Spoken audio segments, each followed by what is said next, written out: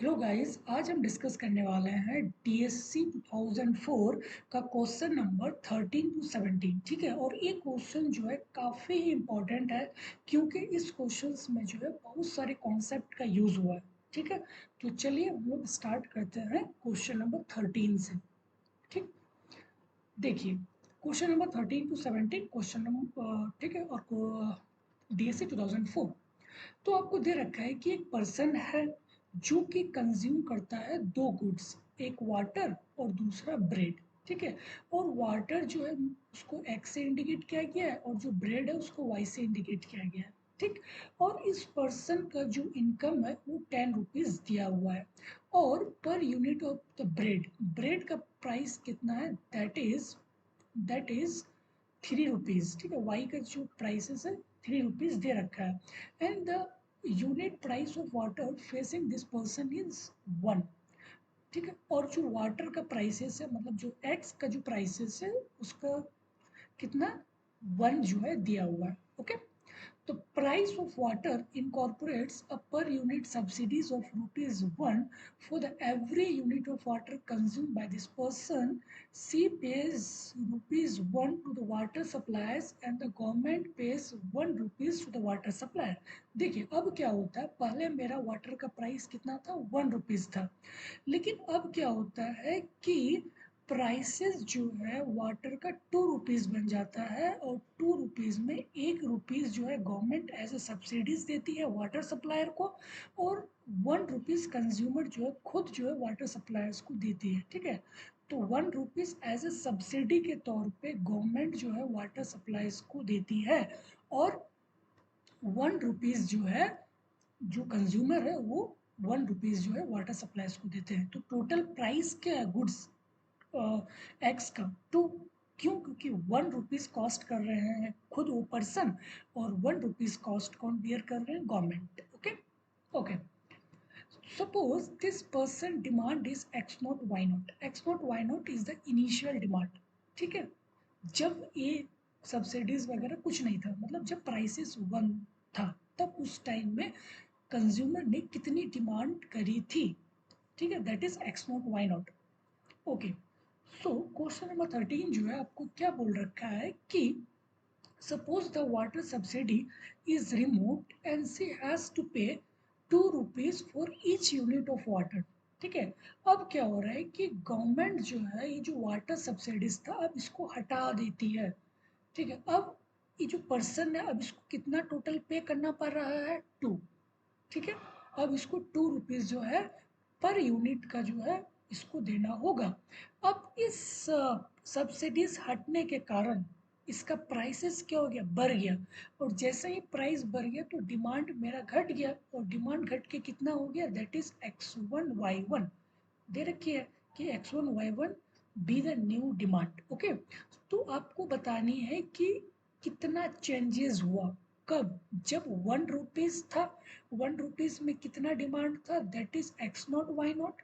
लेकिन जो जब सब्सिडीज गवर्नमेंट हटा ली तो अब उसके प्राइसेस 2 रुपीज़ हो गए, और जैसे प्राइसेस बढ़ गया तो उसका डिमांड घट के कितना हो गया, x1 y1। तो इसका चेंजेस कितना है, x1 माइनस एक्स नॉट और y1 माइनस वाई नॉट। ठीक है, मतलब कितने से चेंज हुआ अगर गवर्नमेंट सब्सिडीज हटा ली तो। ठीक है, तो क्वेश्चन गाइस आई होप कि आपको समझ में आ गया होगा। ठीक है, मैं एक बार फिर से क्वेश्चन को जो है रिपीट कर दे रहा हूँ कि एक पर्सन है, ठीक है, और वो पर्सन दो चीज़ों को कंज्यूम करता है, वन वाटर और दूसरा ब्रेड। वाटर्स को जो है उन्होंने इंडिकेट किया किससे, एक्स से, और हमें यूटिलिटी फंक्शन दे रखी है C D, Cobb Douglas. Okay, और ब्रेड जो है मेरा वाई से। ठीक है, और इनकम 10 रुपीज़ है उस पर्सन का।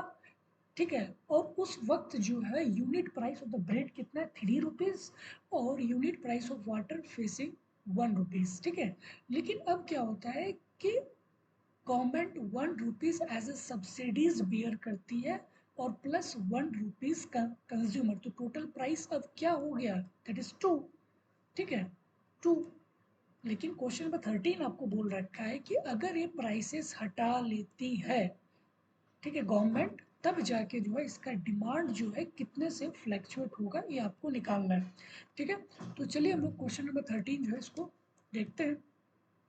ठीक है, एक क्वेश्चन जो आपका हिक्सियन से जो है रिलेटेड है। जैसे हम लोग सब जानते हैं कि अगर suppose this is my original bundle, okay that is U1, okay that is U1, और जैसे ही हमारा प्राइसेस अगर घटा तो प्राइसेस घटने से क्या होता है कि मेरा डिमांड फॉर द कमोडिटी बढ़ जाता है। लेकिन हमें हिक्सियन ये बताती है कि अगर हम उस पर्सन को सेम यूटिलिटी लेवल पे रखेंगे तो हम जो है हेक्सियन के अप्रोच से उसके कितने डिमांड में चेंजेस हुए वो हम बता सकते हैं थ्रू द हेक्सियन अप्रोच से।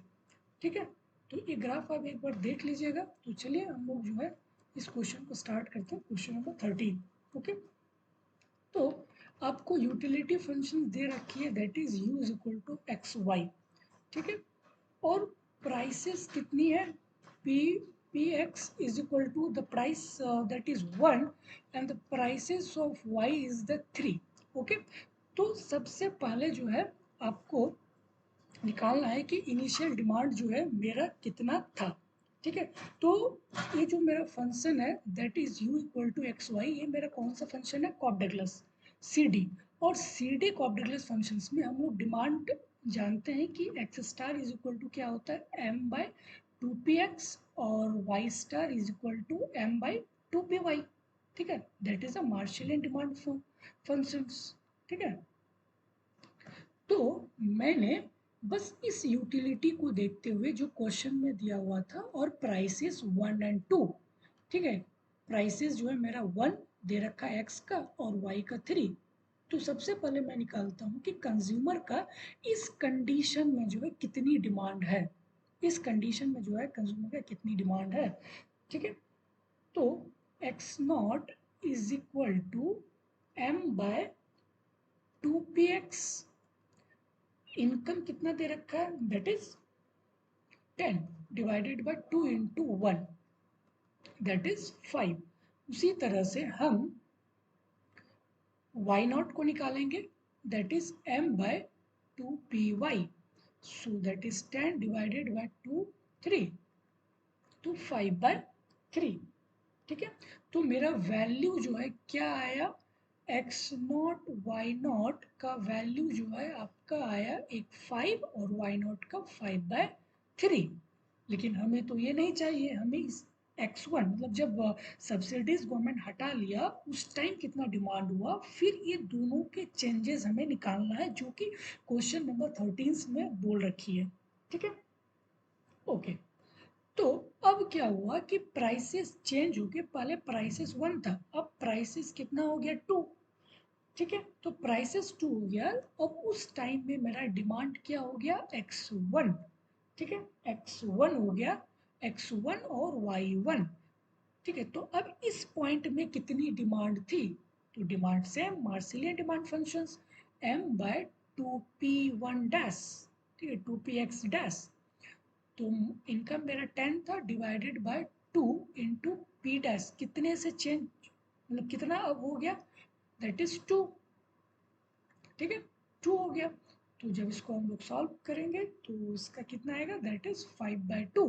सिमिलरली हम y1 भी निकाल सकते हैं दैट इज m/2py, क्योंकि y का तो कोई प्राइस चेंज नहीं हुआ तो इससे m आएगा 2 इंटू 3 दैट इज 5/3। ओके, तो हमें क्या क्या मिल गया, मैं यहाँ पे एक बार लिख देता हूँ। मुझे एक्स नॉट और वाई नॉट जो है कितना मिला था first equation say that is 5 और 5/3। लेकिन प्राइस चेंज होने से मुझे x1 डिमांड और y1 डिमांड जो कि मार्सेलियन डिमांड से निकाले कितना आया दैट इज 5/2 और 5/3।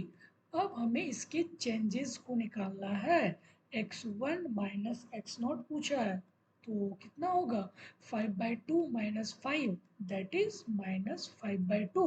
उसी तरह से y1 माइनस वाई नॉट, तो दोनों तो सेम है, 5/3 माइनस 5/3 दैट इज 0। ठीक है, तो आपका ऑप्शन नंबर, देखते हैं कि कौन से ऑप्शन से मैच हो रही है। ऑप्शन नंबर 1, ठीक है, ऑप्शन नंबर 1 से जो है ये मैच कर रहा है, तो मेरा ऑप्शन नंबर 1 जो है करेक्ट हो गया। ठीक है गाइस, 13 नंबर बिल्कुल ही इजी था। मैंने बस यहाँ पे जो मेरा स्लस्की का कॉन्सेप्ट था, मैंने वही चीज़ यहाँ पे यूज़ किया। ठीक है, जब प्राइसेस 1 रुपीज़ था एक्स का, 3 रुपीज़ था वाई का, तो मैंने इस टाइम में डिमांड निकाल लिया। और मुझे यूटिलिटी फंक्शंस क्या दे रखी है, मार्सिलियन डिमांड। और मार्सिलियन यूटिलिटी फंक्शंस का हमें डिमांड फंक्शंस पता है कि डिमांड फंक्शंस क्या होता है, X star is equal to M by 2p1 और एम बाई 2p2। 2p2 मतलब 2py और 2p1 मतलब 2px। तो मैंने जस्ट यहाँ पे वैल्यूज को पुट किया और मुझे डिमांड मिल गया। कब? जब मेरा प्राइसेस 1 और 3।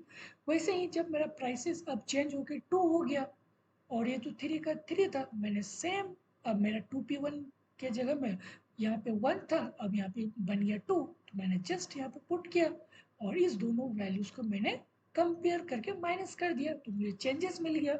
और एक नंबर ऑप्शन जो ऑप्शन ए जो है यहाँ पे मेरा करेक्ट हो गया।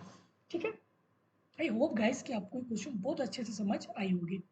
ठीक है, मैं बार बार बोल रहा हूँ कि ये क्वेश्चन जो है स्लस्की का है और हिक्सियन से रिलेटेड है, क्योंकि हिक्सियन मुझे ये बताती है कि अगर मान के चलो कि कोई कंज्यूमर है, अगर वो कंज्यूम कर रहा था कोई इस पार्टिकुलर पॉइंट पे, लेकिन अगर प्राइसेस बढ़ जाती है, ठीक है, तो प्राइसेस अगर बढ़ जाती है तो कंज्यूमर का डिमांड क्या हो जाएगा, ऑटोमेटिकली घट जाएगा। लेकिन जैसे ही डिमांड उसका घट गया तो उसकी यूटिलिटी भी क्या हो जाएगी, फॉल हो जाएगी। लेकिन हम चाहेंगे कि नहीं, हम उसको सेम यूटिलिटी पे रखें। ठीक है, सेम यूटिलिटी पे रखें, जो कि हिक्सियन जो है इस कॉन्सेप्ट को अच्छे से डिटरमाइन करती है, ताकि बिना यूटिलिटी जो है लूज किए हुए हम उसको सेम बंडल परचेज करवा सकते हैं, जो कि हिक्सियन अप्रोच पे बेस्ड है। ठीक है, ओके, तो मैंने जस्ट यहाँ पे सिंपल सा हिक्सियन का मैंने कॉन्सेप्ट यूज किया। ठीक, ओके, तो अब मैं जाता हूँ क्वेश्चन नंबर 14 पे। ठीक है, if the government provide this person a lump sum income subsidies and exactly offset her utility loss of account of the removal of the water subsidy। देखिए, क्वेश्चन नंबर जो 13 था, 13 तक उस टाइम क्या था कि प्राइसेस पहले क्या था, 1 रुपया था। 1 रुपया से कितना बना, 2 रुपीज। 2 रुपीज में 1 रुपीज गवर्नमेंट बियर करता था और 1 रुपीज कौन, कंज्यूमर बियर करता था। लेकिन अब 1 रुपया ही जो है, 13 नंबर में क्या हुआ कि अब गवर्नमेंट ये सब्सिडी देना बंद कर दिया। तो जब बंद कर दिया तो इसको देना पड़ा कंज्यूमर को, टोटल 2 का 2। लेकिन अब ये क्वेश्चन क्या बोल रहा है कि this persons, if the government provide a lump sum income subsidies, अब जो है इसको पर यूनिट सब्सिडी ना देके अब उसको एक लमसम सब्सिडीज दिया जाता है। ठीक है, मतलब इसका ये हुआ कि सपोज कि जो क्वेश्चन नंबर 13 तक क्या बोल रहा था कि गवर्नमेंट जो है पर यूनिट पे जो है पर यूनिट पे सब्सिडी देती है 1। अगर 1 यूनिट कंज्यूम किया तो 1 रुपीज़, 2 यूनिट किया तो 2 यूनिट, 3 यूनिट किया तो 3 रुपीज़ जो है उसको सब्सिडीज देते हैं।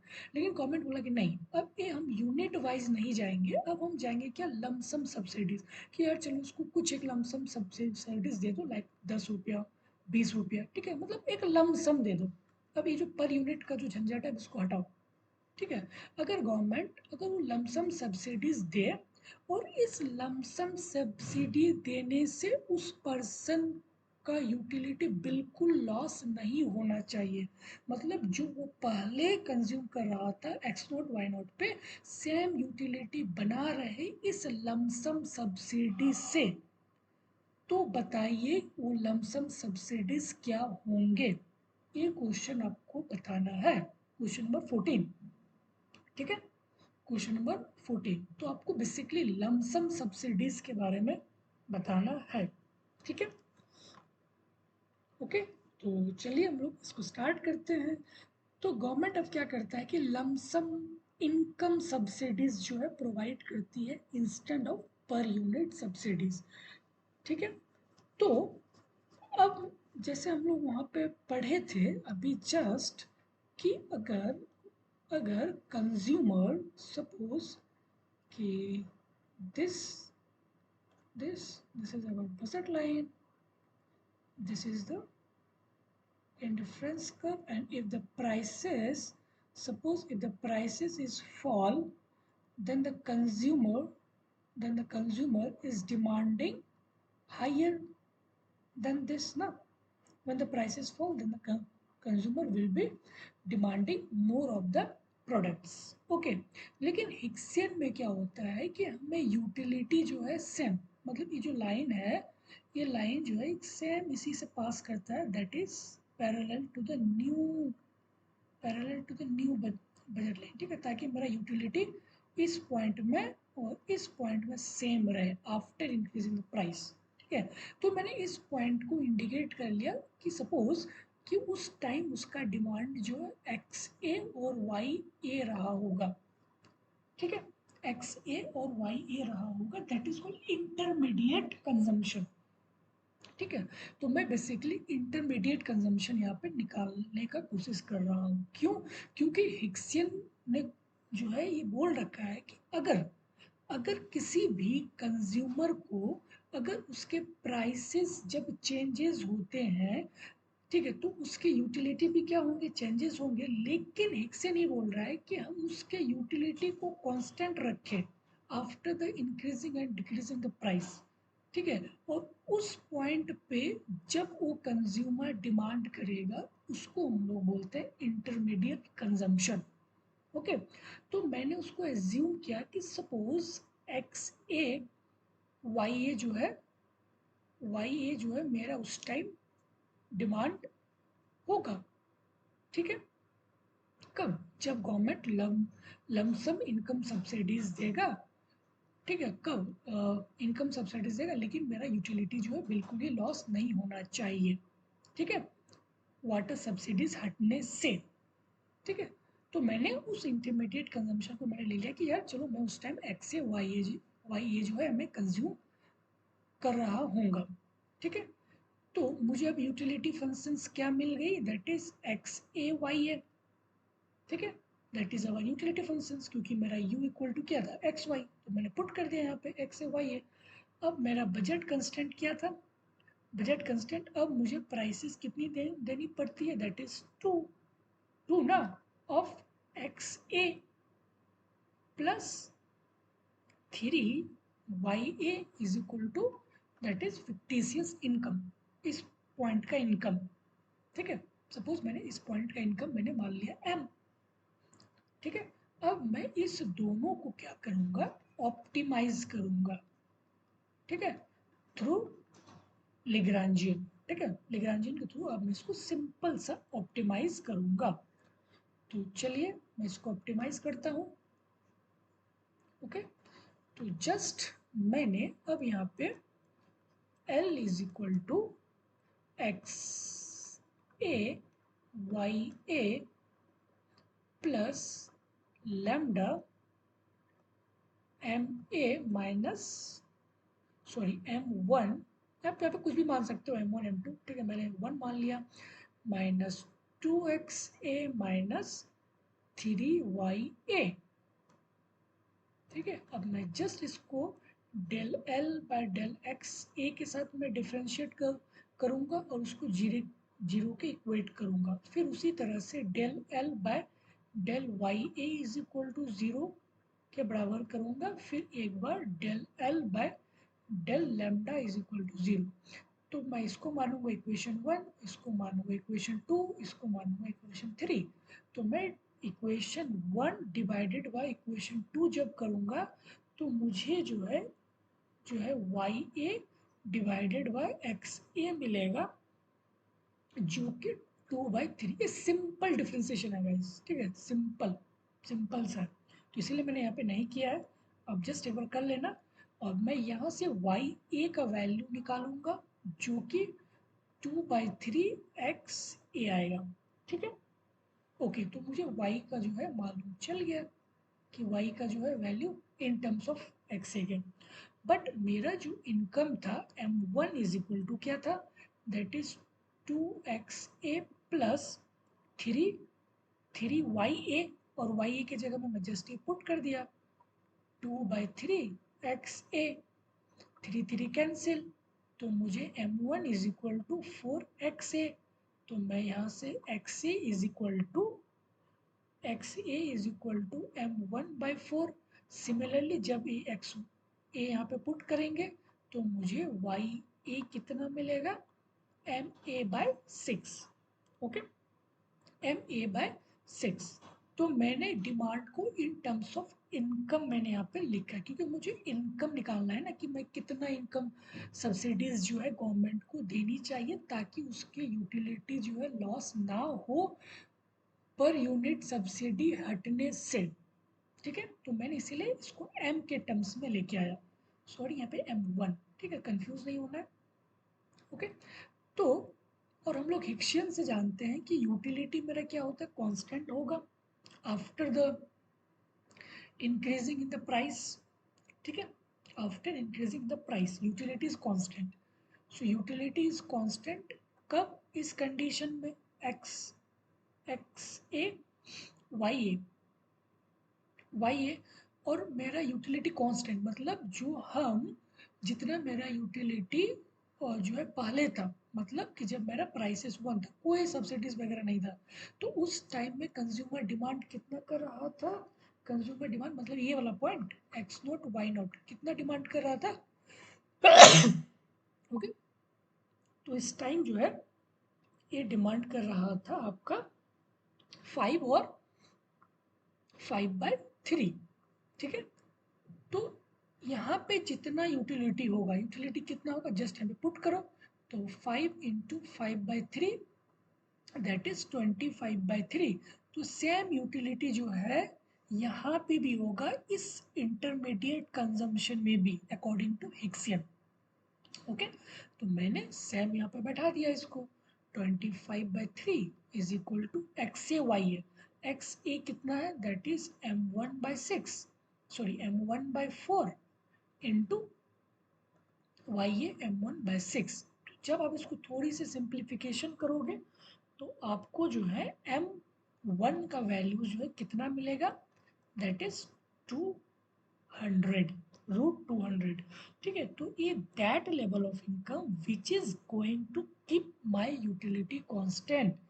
अगर मुझे गवर्नमेंट ये इनकम देगी, ध्यान से सुनना, अगर मुझे गवर्नमेंट ये लमसम सब्सिडी देगी तब मेरी यूटिलिटी सेम होगी जब मैं इस पॉइंट पे था।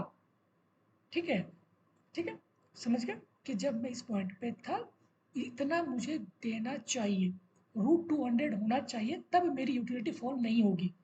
ठीक है, ठीक, इतने देना चाहिए गवर्नमेंट को, रूट मतलब कि इतना इनकम, अगर √200 इनकम पे जो है मेरी कोई यूटिलिटी लॉस नहीं होगी after the increasing in the prices from 1 to 2। Okay, ठीक है, लेकिन मुझे निकालना क्या था कि सब्सिडीज की गवर्नमेंट को एज ए लमसम सब्सिडीज कितनी देनी चाहिए। ये तो मेरा ये तो मेरा टोटल बता रहा है ना कि हाँ इतना टोटल होना चाहिए, मतलब इतना जो है टोटल होना चाहिए, दैट इज टोटल। लेकिन इनकम मेरे पास कितना है, 10 है ना, इनकम मेरे पास 10 ही है, लेकिन आफ्टर द प्राइस इंक्रीजिंग जो है हम यहाँ पे कंज्यूम करेंगे तभी मेरा यूटिलिटी यहाँ का और यहाँ का सेम होगा। तो मुझे कितनी गवर्नमेंट को ये एक्स्ट्रा पॉइंट देनी होगी, तो जस्ट इसको मैं माइनस कर दूंगा, 200 - 10, 200 - 10, तो ये सब्सिडीज मुझे जो है मिलनी चाहिए गवर्नमेंट की तरफ से, ताकि मेरा यूटिलिटी जो है फॉल ना हो। ओके, तो आई होप गाइस कि आपको ये समझ में आई होगी। ठीक है, तो ऑप्शन नंबर आपका डी जो है करेक्ट हो गया इस क्वेश्चन में। ठीक है, मैंने गाइस इस क्वेश्चन में कुछ भी नहीं किया, मैंने बस इतना ही किया कि आपको थोड़ी सी नॉलेज जो है सेलेस्की का होना चाहिए, ताकि पूरा जो क्रिस्टल क्लियर आपको हो जाएगा। देखो मैं एक बार फिर से एक समरी जो इस क्वेश्चन का बता देता हूँ क्योंकि ये क्वेश्चन काफ़ी लॉजिकल है, ठीक है। तो जब तक आप इसको अच्छे से नहीं समझेंगे तब तक ये क्वेश्चन करना आई थिंक डिफिकल्ट हो सकता है, ठीक है। तो अगर if the government provide this lump sum subsidies, देखो पहले क्या था कि पहले प्राइसेस 1 रुपीज़ था, नो सब्सिडीज वगैरह कुछ नहीं था। लेकिन गवर्नमेंट आता है, ठीक है। सपोज करो कि अब वाटर का प्राइसेस 2 हो गया, लेकिन इस 2 में से 1 जो है गवर्नमेंट एज ए सब्सिडीज देती है, that is per unit. Per unit का मतलब जैसे 1 यूनिट 1 रुपया, 2 यूनिट 2 रुपया, 3 यूनिट 3 रुपया, 100 यूनिट 100 रुपया। और 1 यूनिट तो कंज्यूमर खुद जो है सप्लायर्स को दे रहा था। लेकिन अब गवर्नमेंट चाहता है कि नहीं, अब हम इसको यूनिट ना दे के अब हम इसको किस में दें, लमसम में दें, लमसम सब्सिडीज दें।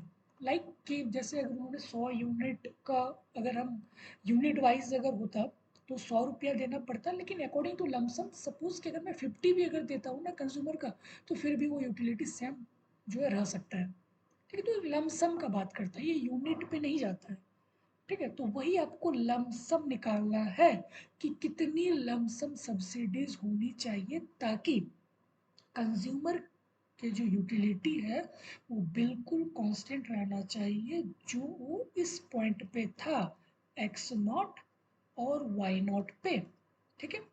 तो मैंने सिंपल क्या किया कि मैंने जो स्लस्की का हिक्सियन अप्रोच था, मैंने वो कॉन्सेप्ट यहाँ पे यूज़ किया, क्योंकि हिक्सियन भी तो मुझे यही बोलता है कि अगर कंज्यूमर के प्राइसेस अगर इंक्रीज हो या डिक्रीजिंग हो, लेकिन हम कंज्यूमर को उसी यूटिलिटी पे रख सकते, उसी यूटिलिटी पे बना सकते हैं after the increasing and decreasing of the price, लेकिन उस उस जो है कंजम्पशन, उस पॉइंट पे कितना कंज्यूम करेगा, that is called fictitious, that is called intermediate consumption, ठीक है। और उस लेवल पे जो इनकम होगी, that income is known as the fictitious income, ठीक है।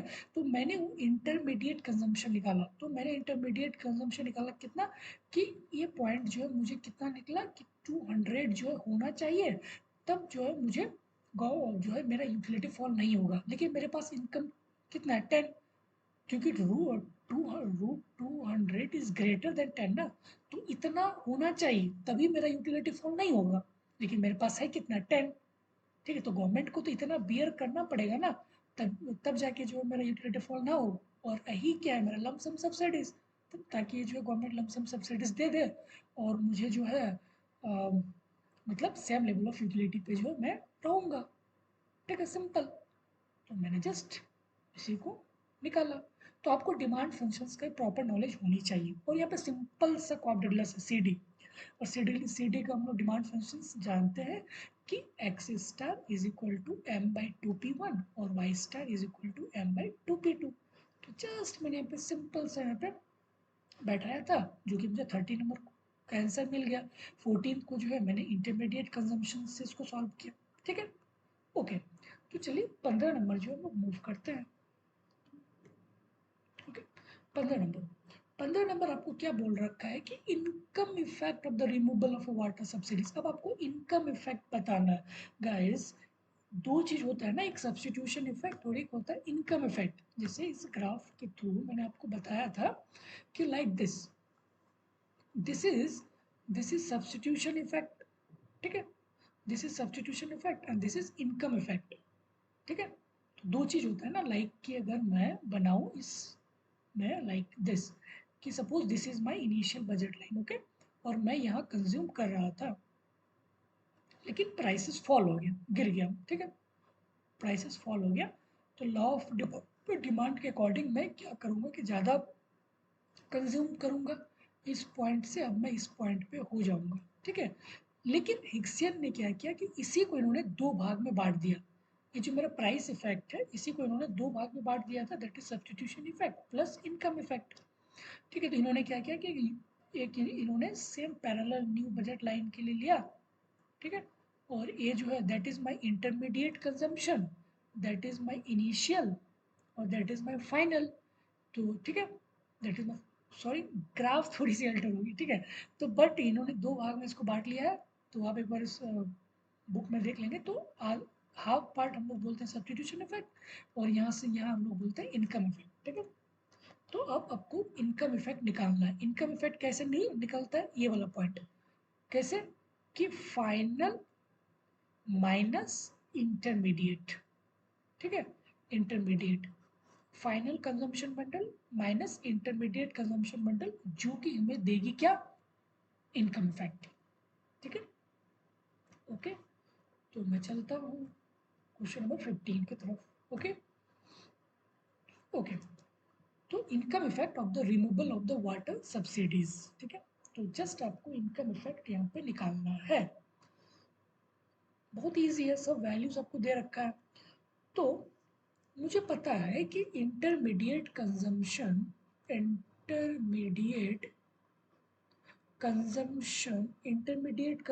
जो है कितना था, दैट इज मैंने क्या लिखा था, x A Y A, okay, x A Y A, okay, और इसकी वैल्यूज कितनी आई थी एक्स ए वाई ए का, दैट इज m1, ठीक है, m1 divided by 4, m1 divided by 6, यही तो वैल्यू था ना पिछली स्लाइड से। और m1 का वैल्यूज मुझे कितना मिला था, √100, 200 डिवाइडेड बाय 4, 200 डिवाइडेड बाय 4, तो ये मुझे क्या मिला, intermediate, that is X A Y A bundle, ठीक है। और फाइनल बंडल तो मुझे पता है कौन सा, x1 y1, final bundle, final bundle का वैल्यूज कितना था गाइस, 5/2, और 5/2 और क्या था, 5/3, दैट इज फाइनल। तो मैंने कहा कि अगर आपको इनकम इफेक्ट निकालना है, that is final minus intermediate, तो मैं फाइनल लिखूंगा, दैट इज 5/2 माइनस √100, 200√4, और एक क्या लिखूंगा, 53 माइनस √200/4, ठीक है। तो जब आप इसको थोड़ा सा सिंप्लीफाई करोगे तो आपको ये मिलेगा 10 माइनस √200/4 एंड 10 माइनस √200/6, ठीक है, ये आपको मिलेंगे। यही मेरा क्या है, that is income effect. Okay, तो कौन सा ऑप्शन आपका मैच कर रहा है, दैट इज बी, ठीक है, बी ऑप्शन जो है आपका मैच कर रहा है। तो income effect of the removal of water subsidy is this, 10 minus √200/4 और 10 माइनस √200/6, जो कि मैं बार बार बोल रहा हूँ कि इनकम इफेक्ट क्या होता है, that is final consumption vector minus intermediate consumption vector, okay. तो मैंने जस्ट फाइनल का वैल्यूज निकाला, और मैंने इंटरमीडिएट, और इंटरमीडिएट मैंने क्या ले रखा था, एक्स ए वाई ए, ठीक है, ये तो मैं ले रखा था। और एक्स ए का वैल्यू मुझे कितना मिला था, m1/4 और m1/6, और m1 का मेरा वैल्यू ऑलरेडी आ चुका था पिछली स्लाइड से, m1 का वैल्यू √200 निकला था, तो मैंने जस्ट यहाँ पे बैठा दिया, √200/4 और √200/6, और ये तो मुझे पता था फाइनल वाला, ठीक है, फाइनल वाला क्या था, x1 y1, तो मैंने जस्ट दोनों को माइनस कर दिया, तो मुझे बी आंसर मिल गया, ठीक है। तो ऑप्शन बी जो है गाइस इसका करेक्ट ऑप्शन होगा। चलिए हम नेक्स्ट क्वेश्चन की ओर बढ़ते हैं। Question number 16, the effect of A government budget of the replacement of the water subsidy by the compensating income subsidies, मतलब कि पहले गवर्नमेंट क्या दे रही थी, वाटर सब्सिडीज, ठीक है, पर यूनिट वाटर सब्सिडीज, लेकिन गवर्नमेंट ने वाटर सब्सिडीज को ना दिए हुए अब उसको कंपनसेट किया गया इनकम सब्सिडी से। तो बताइए गवर्नमेंट को लॉस हुआ या फिर कुछ गवर्नमेंट के सरप्लस अकाउंट में बना रहा, ये आपको बताना है। तो गाइस ध्यान से देखना, सबसे पहले मैं निकालता हूँ कि गवर्नमेंट ने जो है कितना एक्सपेंडिचर किया ऑन वाटर सब्सिडीज, ठीक है। तो गवर्नमेंट ने कितना एक्सपेंडिचर किया ऑन वाटर सब्सिडी, ठीक है, वाटर सब्सिडीज पे कितना, how many units are individual was buying, कितना बाइंग कर रहा था, दैट इज एक्स नॉट, ठीक है, कितना 5, 5, और उसमें जो है 1 रुपीज़ जो है गवर्नमेंट ने क्या दे रही थी, सब्सिडीज, ठीक है, सब्सिडीज। तो टोटल 5 जो है गवर्नमेंट खर्च कर रही थी जब उसका वाटर सब्सिडी था, पहले वाला पॉइंट में ना, वाटर सब्सिडी इस पॉइंट में था कब, जब से प्राइस 1 था, ठीक है, मतलब कि मेरा गुड्स का प्राइसेस 2 था लेकिन 1 गवर्नमेंट दे रही थी और 1 जो है 1 कौन, एज अ कंज्यूमर दे रहा था, ठीक है। लेकिन इस पॉइंट पे जो है मेरा एक्स नॉट वाई नॉट जो था मैं जब निकाला था तो 5 और आई थिंक 5/3 आया था ना, तो एक्स नॉट पे, और एक्स ही तो मेरा क्या था, वाटर था ना, और वाई तो मेरा ब्रेड, आई थिंक ब्रेड या कुछ था, ब्रेड, तो इसमें इसकी तो बात ही नहीं हो रही, सारी बात तो वाटर पे हो रही है। तो इनिशियली इन्होंने कितना, 5 इंटू कितना रुपये खर्च कर रहा है, 1 रुपया, ठीक है, तो that is 5 into 1, that is 5 rupees, okay. लेकिन गवर्नमेंट ने इनकम सब्सिडीज कितना दिया था, इनकम सब्सिडीज वाला जो हम लोग पिछला निकाले थे, इनकम सब्सिडीज, इनकम सब्सिडीज कितना था, रूट 200 - 10, इतना था ना, root 200 approx to 14 -10, that is 4 rupees, ठीक है। गवर्नमेंट का इनकम कितना है, इनकम सब्सिडीज ओनली 4 है, बट एक्सपेंडिचर कितना कर रहा है, 5, ठीक है। तो इनकम कम है ना, एक्सपेंडिचर ज़्यादा है, तो डेफिसिट होगा ना, तो डेफिसिट होगा कितने से, कितने से होगा डेफिसिट, तो जस्ट आप इसको कर दो कि रूट 200 -10 -5, ठीक है, मतलब कितने से जो है रिड्यूस हुआ, सॉरी, तो ये 5 पहले आएगा ना क्योंकि कितने से रिड्यूस हुआ, ठीक है, कितने से रिड्यूस हुआ, दैट इज आपको निकालना है। सो 5 माइनस रूट 200 - 10, तो जब इसको सॉल्व करेंगे तो 15 माइनस रूट 200 आएंगे ना, तो 15 क्वेश्चन नंबर, मतलब ऑप्शन ए से जो है मैच कर रहा है, ठीक है, ऑप्शन नंबर ए के साथ मैच कर रहा है। इस क्वेश्चन में जो है गाइस बेसिकली इतना ही था कि आपको बताना है कि गवर्नमेंट के बजट पे क्या असर हुआ जब गवर्नमेंट ने वाटर सब्सिडी को रिप्लेस करके इनकम सब्सिडीज अगर देगी तो, ठीक है, अगर इनकम सब्सिडीज अगर गवर्नमेंट एक्सेप्ट करता है इस वाटर सब्सिडीज को छोड़ के, तो क्या गवर्नमेंट के बजट पे कुछ इंक्रीजिंग डिक्रीजिंग होगा, क्या होगा, नेगेटिव होगा, पॉजिटिव होगा, क्या होगा, डेफिसिट होगा, सरप्लस होगा, क्या होगा। तो मैंने जस्ट यहाँ पे इतना ही सॉल्व किया कि सपोज कि अगर गवर्नमेंट ने कितना एक्सपेंडिचर कर रहा है, तो मैंने सबसे पहले government expenditure on water subsidy, ठीक है, ऑन वाटर सब्सिडी, तो एक्स नॉट मेरा कितना था 5, वाई नॉट कितना था 5/3, यही तो मेरा इनिशियल था ना, इसी पॉइंट पे तो गवर्नमेंट सब्सिडी दे रही थी जब मेरा डिमांड 5 था, डिमांड 5 था, लेकिन इस पे कितना पर यूनिट, दैट इज 1, तो मतलब गवर्नमेंट को कितना देनी चाहिए, 5 रुपीज़ एक्सपेंडिचर करना चाहिए। लेकिन अगर मैं इनकम सब्सिडीज के बाहर निकालूं तो इनकम सब्सिडीज मैंने ऑलरेडी पिछले वाले में निकाल चुका है, दैट इज रूट 200 - 10, तो रूट 200 अप्रॉक्स 14 -10, तो 4, ओनली 4, तो गवर्नमेंट की इनकम सब्सिडीज कितनी है 4, बट इनकम सब्सिडीज, लेकिन एक्सपेंडिचर क्या ज़्यादा है ना, तो अगर एक्सपेंडिचर ज़्यादा होगा इनकम से तो मेरा बजट क्या होगा, डेफिसिट में होगा, ठीक है।